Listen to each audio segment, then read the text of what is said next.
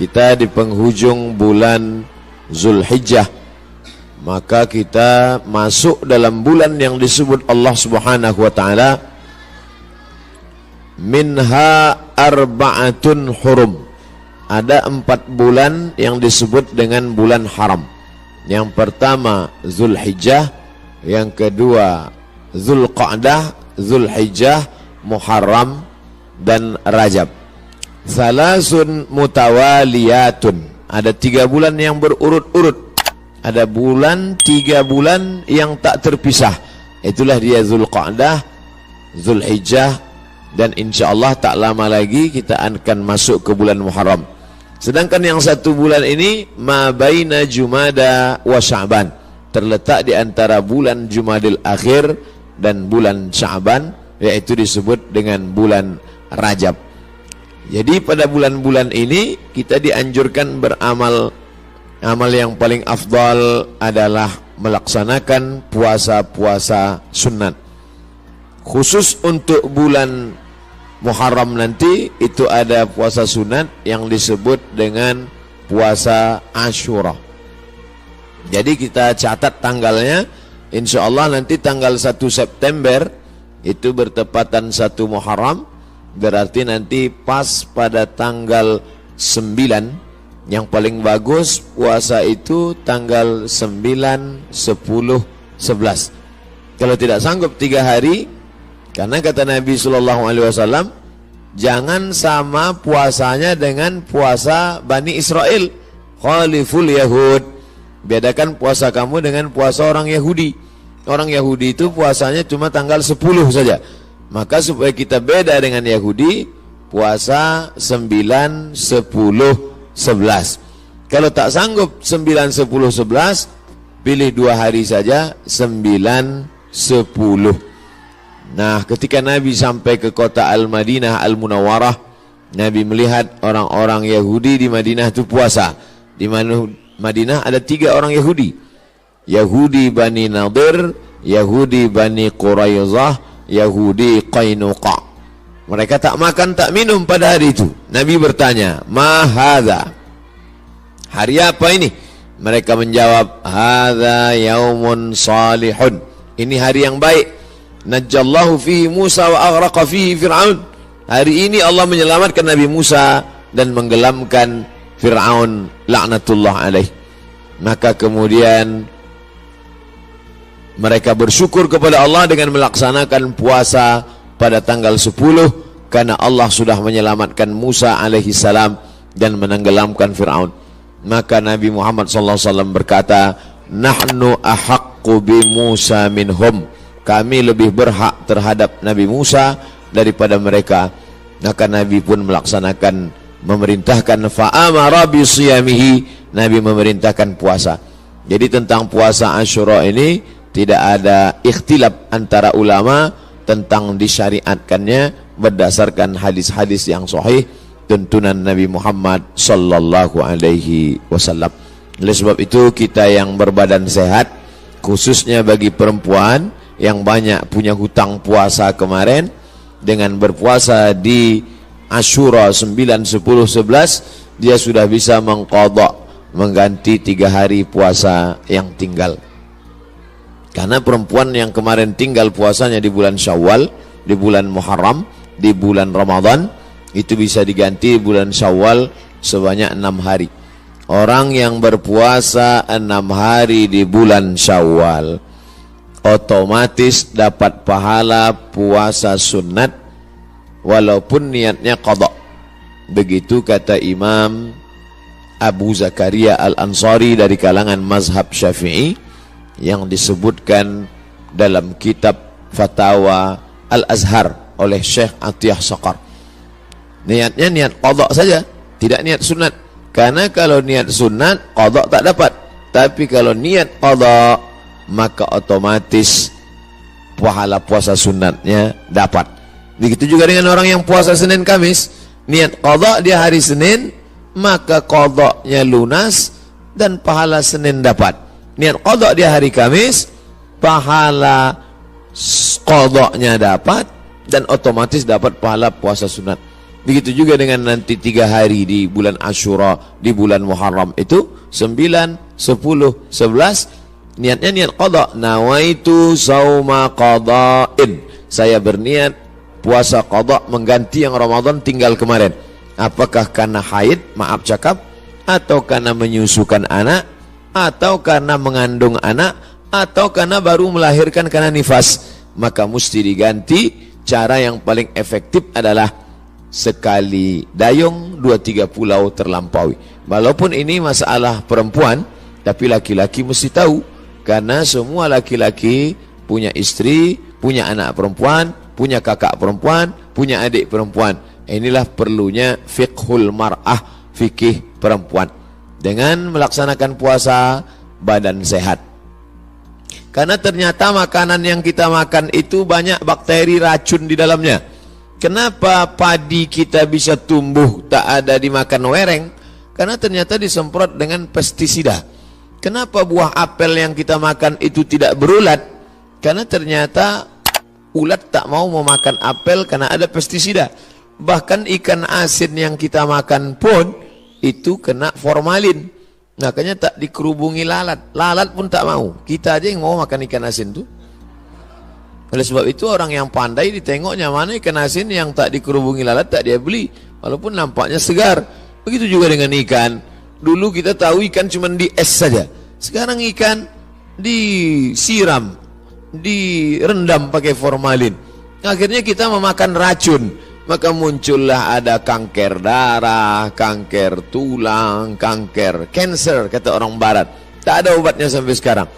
Ternyata penyakit-penyakit ini bisa hilang dengan menerapkan namanya terapi fasting.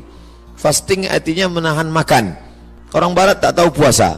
Mereka tetap makan buah, makan ringan, minum air putih, tapi mereka tak makan dari pagi sampai siang sampai malam.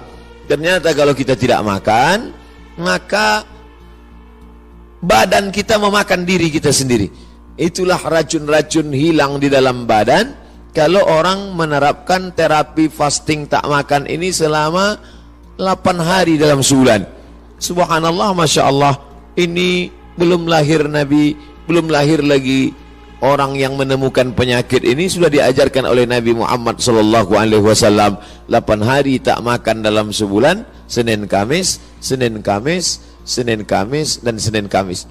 Maka siapa yang melaksanakan puasa Senin Kamis, tapi yang lebih bagus lagi adalah lebih banyak daripada Senin Kamis. Karena kalau Senin Kamis cuma 8 saja, tapi yang lebih banyak daripada itu adalah 15 hari. Ahabbus saum ilallah saumi Daud. Puasa yang paling disukai Allah adalah puasa Nabi Daud alaihi salam. Yasumu yauman, puasa hari ini, makan besok. Puasa hari ini, makan besok. Adapun saya menyampaikan tentang puasa ini karena kebetulan kita di hari baik, bulan baik. Bukan berarti saya sedang puasa, tidak. Jadi jangan nanti ketika diajak makan, Ustadz itu cuma pandai ceramah aja itu. Buktinya dia makan juga. Ini pun ceramah ini tak terlalu lama, karena tadi saya dapat kabar cepat sikit, kepiting ini udah mau lari gitu. Bapak Ibu yang dimuliakan Allah Subhanahu wa taala, oleh sebab itu nampaknya di masa akan datang tak bisa lagi kita ceramah dalam masjid, mesti dibuatkan pentas karena jamaah mengamuk-ngamuk. Ini kalau dipeturutkan betanggalan pintu-pintu masjid ini nanti lama-lama. Saya beberapa tablik akbar nih saya minta supaya di dalam masjid, karena kalau di keramaian ini dibuat pentas, orang ramai, tak semuanya senang, banyak juga yang takut nengok orang banyak. Nah, jadi saya minta ke panitia dalam masjid aja biar supaya tenang, lebih sejuk. Rupanya masyarakat tak bisa dibendung. Inilah buktinya, tengok melimpah ruah. Kasihan, di masa akan datang nanti panjang umur, sehat badan, kita buat di stadion lapangan sepak bola. Untuk hari ini sabar-sabarkan aja dulu. Jadi yang di luar menengok, tengok aja lah layar TV itu sama macam menonton TV One hari biasa. Nanti saya sampaikan, selesaikan dulu pesan-pesan ini. Setelah itu nanti saya jawab beberapa pertanyaan. Setelah itu kami pun akan langsung menuju airport, karena saya akan berangkat pulang. Ini tausiah yang terakhir. Mudah-mudahan tausiah yang terakhir ini yang terbaik insyaallah. Jadi intinya pulang nanti Bapak Ibu sekalian, bapak-bapak sampaikan pesan ke istrinya supaya mengganti puasa. Nanti kalau ada yang bertanya apa isi ceramah Ustaz Somad tadi, supaya kau ganti puasa. Karena suami disuruh Allah, ya ayyuhalladzina amanu, wahai para suami, qu anfusakum, jaga dirimu, wa ahlikum, istrimu, anakmu, nara, jaga dari api neraka, yaitu dengan melaksanakan puasa. Ibu-ibu, perempuan-perempuan banyak tahan makan, tahan minum. Apa nama programnya? Diet. Dia mau diet, kurus. Diet, tahan makan, tahan minum. Tapi orang diet tak dapat pahala. Tapi kalau orang puasa, dua-duanya dapat. Pahala dapat, qadha lunas, pahala sunat dapat, diet menyusul. Dengan syarat jangan diganti di waktu malam. Karena banyak juga mengqadha puasa di waktu siang, mengqadha makan di waktu malam. Nah, tak dapat apa-apa. Oleh sebab itu maka badan sehat, otak sehat, orang yang sedang melaksanakan puasa menanamkan takut kepada Allah Subhanahu wa taala. Takut menganiaya orang, takut menengok yang haram, takut membicarakan aib orang. Kalau sedang puasa Asyura itu nanti mana ada orang mau membicarakan aib orang lain? Ibu-ibu yang ditelepon kawannya cerita tentang tetangga, anak si fulan, istri si fulan, tak mau dia bicara. Jangan bicarakan aib orang lain, stop. Nanti malam baru kita bahas, kata dia. Haram, tak boleh. Man lam yada qaulaz zur, siapa yang tak meninggalkan cakap kotor, cakap yang tak baik, membicarakan aib orang lain, menganiaya, falaisa lillahi hajatun fi ayyada'a ta'amahu wa syarabahu. Tak ada gunanya dia tahan makannya, dia tahan minumnya, kalau tidak menahan cakap kasar, aib, ghibah, namimah. La yadkhulul jannatan lamamun, tak masuk surga orang yang membawa-bawa cakap orang. Cakap si A tentang si B disampaikan oleh si B kepada si C, beradu kepala si B dengan si C gara-gara si B. Oleh sebab itu dalam hadis dikatakan Nabi membelah pelepah kurma, Nabi tusukkan ke suatu makam. Sahabat heran, kenapa kau tusukkan pelepah kurma itu ya Rasulullah? Kata Rasulullah, ini orang yang di dalam kubur ini sedang kena azab. Azab apa? Azab kubur. Itulah makanya sebelum salam kita berdoa, Allahumma inni a'udzubika min azabi jahannam wa min azabil qabri. Minta jauh dari azab kubur. Kenapa dia di azab kubur ya Rasulullah? Ada dua dosa dia. Yang pertama, kena azab kubur karena namam, membawa-bawa cakap orang. Oleh sebab itu kalau lidah ini terpancing mau bicara aib orang lain, stop. Diisi dengan zikir, tasbih, tahmid, takbir, tahlil. Tasbih, subhanallah. Tahmid, alhamdulillah. Takbir, Allahu akbar. Tahlil, la ilaha illallah. Kalimatani, dua kalimat. Khafifatani alal lisan, ringan di lidah. Thaqilatani fil mizan, berat pada timbangan hari kiamat. Habibatani ilar rahman, disukai Allah. Subhanallah bihamdihi, subhanallahil azim. Subhanallah bihamdihi, subhanallahil azim. Subhanallah bihamdihi, subhanallahil azim. Jadi yang paling bagus diisi pada bulan haram ini, Dzulqa'dah, Dzulhijjah, Muharram, ini adalah puasa sunat. Tapi ada 4 hari di bulan ini tak boleh puasa. Di antara 3 bulan ini ada 4 hari tak boleh puasa.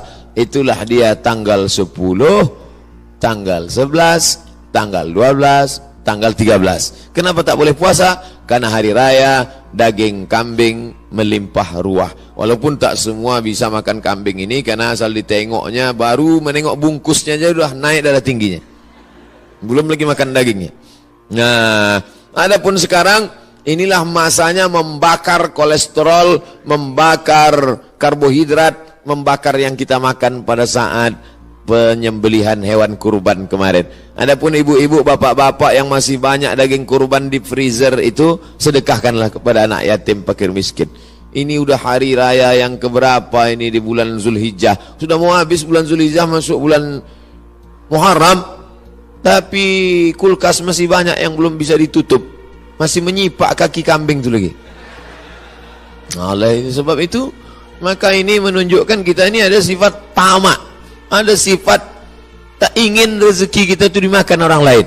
Padahal puncak keimanan adalah la yu'minu ahadukum, kamu tak beriman hatta yuhibba li akhihi, sampai kau sayang kepada saudaramu ma yuhibbu li nafsihi, sama macam sayang pada diri sendiri. Tak sampai hati kita, makanan itu hanya lewat di leher kita. Kalau enak rendang kambing, gulai, soto, capcay, sop itu di lidah kita, di leher kita, maka kita bagikan kepada yang lain. Makanya kata Nabi SAW, idza tabakhta fa aktsir ma'aha. Kalau kau masak, banyakkan kuahnya. Kita disuruh masak banyak kuah. Untuk apa? Bagi kepada tetangga. Jadi kalau daging tadi tinggal 2-3 potong, masaklah nanti sore, banyakkan kuahnya. Bagikan. Tapi jangan gara-gara ceramah nih, ibu tuh hasil bersedekah kuah aja sih. Apa maknanya? Sedangkan sikit saja dia bisa berbagi, apalagi banyak. Oleh sebab itu maka dalam Islam, tapi masalah lapar ini tak bisa kita ceritakan. Lapar bukan teori, tak bisa diceritakan. Lapar menurut bahasa, lapar menurut istilah, lapar menurut etimologi, lapar menurut terminologi. Lapar mesti dirasakan. Setelah kita rasakan lapar itu, maka muncullah rasa berbagi. Lapar Ramadan sudah lupa, udah agak lama. Ramadan, Syawal, Zulqa'dah, Zulhijjah, 5 bulan setelah itu datang kita disuruh mengingat lapar lagi. Itulah dia lapar 3 hari, tanggal 9, tanggal 10, tanggal 11. Ngaji jangan cuma pengajian aja. Pengajian nonton TV, pengajian di YouTube, pengajian sekarang live langsung, cukup. Jangan sekedar pengajian tapi langsung diamalkan. Pulang dari sini ambil spidol, tengok mana kalender, tanggal 9, tanggal 10, tanggal 11, garis di bawah puasa Asyura. Andai maaf cakap, pas tanggal 9, 10, 11 dia haid, maka dapat tetap pahalanya karena sudah ada niat. Innamal a'malu binniyat. Ibu kenapa tak puasa? Oh, mohon maaf, saya sedang halangan. Tapi niat sudah sampai. Adapun laki-laki tak ada alasan. Oh, kenapa tak puasa? Aku niat aja sudah sampai. Anda tetap laksanakan. Maka bapak membangunkan istrinya.